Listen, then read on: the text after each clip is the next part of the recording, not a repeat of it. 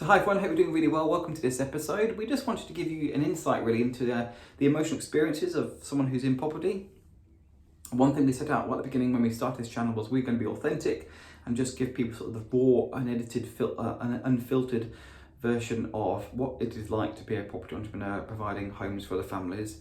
And part of that we thought, one thing was never sort of outlined to us at the beginning, or at least I can't remember, or perhaps if it was shared, it never took it in, never took it on board, was the emotional roller coaster you're going to go through as someone who's in property or as an entrepreneur. Now, I say as an entrepreneur because I'm sure that this experience, this emotional roller coaster, is not unique to someone who's in property. I'm sure it's unique to many people who are in business. So I don't think it's unique to us. And one thing I want to really sort of get across to people who are thinking about doing what we're doing, and I would absolutely, on balance, wholeheartedly recommend it. Absolutely, hands down, no question about it. But I think one thing's really, it behoves us to let you know that it's not always plain sailing, and it's not always glorious, and it's not always easy. And I just thought I'd give you an insight. In the previous episode, in the description, I said the last couple of weeks have been pretty mental. It's not just so much 2 weeks, it's really sort of like the last 8 weeks. And I thought, you know what, I'm going to give people an insight into what that's like. So we've got this problem property, you'll know about that. If you don't know about it, then just see the icon on screen. It's this problem property that's taken ages.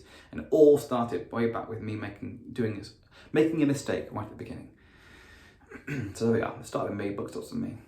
And what we're facing now, we're staring at a hard deadline of April 26th, where we're bought with a bridge, and if we don't refinance onto a standard buy-to-let product, we're going to incur £3,500 in fees. And that's kind of like the stress point. And what has happened, essentially, to give you in a nutshell, is we're going to avoid it, we're going to miss it, we're going to avoid it, we're going to miss it. And every time we're sort of going to be hitting this deadline, we're going to missing this deadline, then the stress level goes up. And we've had a number of mini episodes in the last few weeks that have all meant like we've gone from stress to low stress to high stress to low stress. So we had this project a few weeks ago that it's all gone pear-shaped, and it all just completely ground to a halt, and the guy was poorly, he had to go to hospital. So we had to find a new person to come in and finish it off. We found a guy, and then he was able to start, and he was going to finish it in about 4 weeks, and then it's going to be like 6 weeks for the refinance to take place, and we're going to have refinanced the property prior to the 26th of April deadline, and it's going to be okay, right? So stress levels were quite low. I then get in touch with the mortgage broker and say, look, can we start the refinance process? We're going to get into a buy-to-let, let's talk about products and stuff. That all goes through too. So now we're kind of like fairly calm, Beck and I are fairly chilled. This problem project is now green, it's going okay. He comes up to me the following day and says, there's been lots of questions raised as I'm doing this refinance process. Lots of questions coming on the client portal. And basically, in an absolute nutshell, to summarize the last 45 minutes I've had with this lender, they are more happy to not lend than to lend because there are so many sort of alarm bells. I just wanted to let you know, leave it with me, it's not for you to worry about, let me worry about that. And by the way, our mortgage broker is Kit Peterson. I have done an episode with him. If you're not sure who he is, you'd like to check him out and work with him. I get nothing for recommending it, by the way, he's just a really good guy. He goes away and deals with it, and I'm thinking, all right, that's on my radar. I'm kind of stressed in the middle. I'm not laid back, I'm not dead stressed, I'm not laid back, I'm kind of in the middle. He comes back to me the following day, he says, do you know what, it just makes matters worse, the business development manager for the area is actually off on holiday for the next 2 weeks. I can't get through, but what I have managed to do is finally get through to an underwriter. Now that is unheard of. If anyone on this channel and listening to this video is in property and has been for any time, they will know how almost impossible it is for a mortgage broker to get through to an underwriter. But get through he did, and actually now they have a direct channel of communication. So I was like, wow, it's amazing. So mid-stress down to low stress, right? And then the main contractor comes back to me and says, we've got an illness, the guy's poorly, and everything's going to be a bit slower. We're going to be about 3 days off balance here, off timings. And that's not massive in itself, you might say, but actually remember, we've got days and weeks now. We haven't got months to play with. So this is just how it is. You have to deal with it. People get poorly, things happen, right? Understanding is as sympathetic as possible, and just help them get through the challenges and be there if you can help with anything. Then we get a phone call from the valuation valuers, and they say, we're understanding going to refinance this process. We're going to be conducting the valuation on it. can you meet us at this day on the property? I'm thinking, well, I've literally just been told the day before that there's now a delay.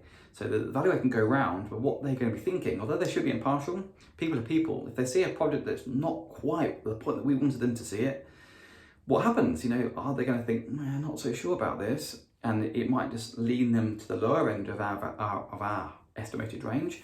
Or do we try now and say, can you just wait and just push it on a couple of days? The project may well be a bit further along. They might just encourage them to think a little bit more towards the higher end of our refinance spectrum. But then if you do that, you're now delaying the whole refinance process. So you're kind of stuck between the devil and the deep blue sea. So what do? We decided to go with it. I would decide to meet the person there, and we would just be dead straight with them. Just tell them the truth, tell them why. So we did that, and a few weeks ago, I met the valuer on site, and her name's Lisa. Hi Lisa, lovely to see you. Thanks so much for coming out. Question for you, what would you like me to do? Would you like me to follow you around and be there to give you a sort of running commentary and ask some questions? Or would you like me to just sort of stand here, stay in the kitchen, and you take yourself on the tour and I'll just keep out your hair? She's like, no, I'm happy to talk, it's absolutely fine. So I'm really sorry it's not quite as far along as we wanted it to be. We just had some delays, and it all started with me way back when. And I just told the story, and she was interested. Now, was she interested from a professional point of view in terms of the form that she was filling in? My feeling to that is perhaps not so much. I think it was just a genuine and just a person who's interested in us and what we were doing. That was my take on it. 20 minutes later, she's all finished, never handed her a single document, nothing at all, no before and after pictures, nothing. Just gave the story, told her the truth. A few days later, we get the report back, and our mortgage broker is super excited for you. You've had a valuation of 130. That is the absolute highest we could hope for. We were thinking our range was 120, 125, 130. They came back 130. Absolutely amazing. The highest thing we could hope for. We were calm. It's all going to go fine. Phone call. The same guy's been poorly. He's got poorly again. So we've now got a project today. And we've now got tenants lined up. Lettings agents have been instructed. We've got tenants lined up. So that's kind of like good. Tenants lined up waiting to go and see the properties. We've got the interest is there, which is always what we wanted. So right now, we're kind of like in the middle. We've got to sort of see what we can do. We've done everything we possibly can. If we do get this 130, we're valued at 130, then that increase, as I said in the description of the previous episode, is just really going to cover the additional costs of, we're probably going to miss this deadline. I mean, watch this space, who knows what's going to happen. All things are possible, right? We've got all things are possible, it says in the New Testament. His will be done. So, but we might have to pay this £3,500 fee, which is basically 3/4 of the £5,000 extra we were hoping for. So it's kind of like swings and roundabouts. But our emotional state has gone from really high to really low, to really high to really low, to really high. And on a completely different part of the business, we're really excited about Saturday because we've got the Come and Meet Us Day. If you haven't booked on, see the link below. You can jump on, just visit joshharrison.co.uk to sign up, read all the stuff about it, and then come and meet us. Like to talk about buy to let and buy, refurbish, rent, refinance. But also, apart from that, in another part of our business, we've got another property on the horizon, and we're hoping to share all that with you very shortly, and that is super exciting. So on balance, as I said at the beginning, if I have ever given the illusion that property investing is all glorious and it's all sunny, it's all wonderful, that is just not the true. It's just not the case, it's not true.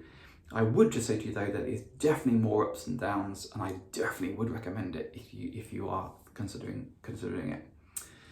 So there we are. I hope I've set the record straight and been true to ourselves and giving you a very honest insight into the life of a property entrepreneur. Thank you for all of your support and experience. If you'd like to share us, let us know how you have how you are finding your property investing journey in terms of your stresses and your changes of emotional state as you go through your property investing journey. Then feel free to let us know. I'd love to know how you're finding it all. Perhaps it's just me who's like this. Perhaps I'm unique. I don't doubt it though. So share your thoughts, share your experience with us in the comments below. If you like this video, please give us a thumbs up. If you haven't yet subscribed, then what on earth are you doing, guys? Come on, just join, hit subscribe. It's dead free. Hopefully it's interesting and helpful. And if you like this video, please give it a thumbs up. That's it for this one. Thank you so much. Look forward to seeing you in the next one.